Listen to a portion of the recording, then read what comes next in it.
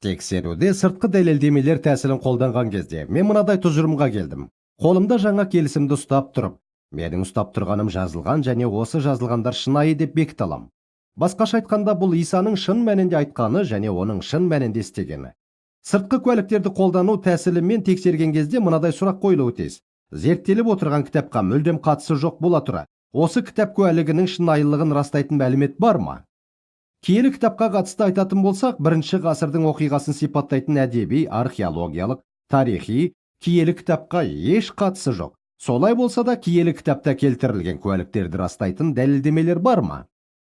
Иә, бар. Осындай дәлелдемелердің бірі Эйюзбиустың қалдырған жазбаларында келтірілген. Эйюзбиус тарихшы болған. Өзінің еңбектерінде ол Папиға қатысты жазбалар келтіреді.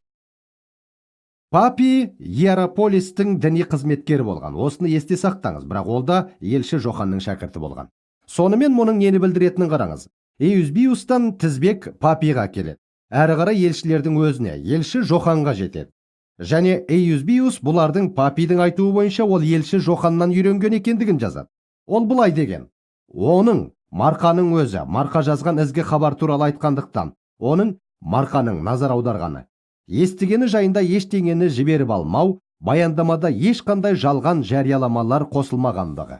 Бұл қандай мағына береді? Марқа жазған ізгі хабарды жазған, Марқа жазғандарына қатысты көп бөлігінде өзі Исаның куәгері болмаған. Сіз олай болса, осылар жайында қалайша айта алды деп айтарсыз. Өйткені Марқа Петрдің хаттамашысы немесе көшірмешісі болған. Петр куәгер болған. Сондықтан сіз қаласаңыз шын мәнінде Петр жазған ізгі хабар деп айтуыңызға да болады. Алайда ол Марқа жазған ізгі хабар деп аталған. Осылайша Марқа Исаның куәгері болған, Петрдің хаттамашысы болған.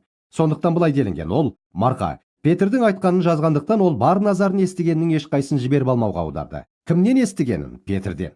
Және баяндамаға ешқандай жалған жарияламалар қоспауға. Және бұл кезектілік елшілердің заманына дейін байқалады. Бұл сыртқы дәлелдемеге жатады, және ол куәгер Петрдің көріп естігеннің барлығын баяндалған Марқа жазған ізгі хабардың нақтылығын растайды. Және біз барлық осы тарихи тізбекті Папия мен Иринейге дейін жалғасқанын көреміз. Сонымен сыртқы куәлікті қолданғанда, әсіресе ол белгілі бір әдеби шығармаға қатысты болса, онда жаңа келісімді сенімді әрі нақты дерек көзі деп қарастыруға негіз салады.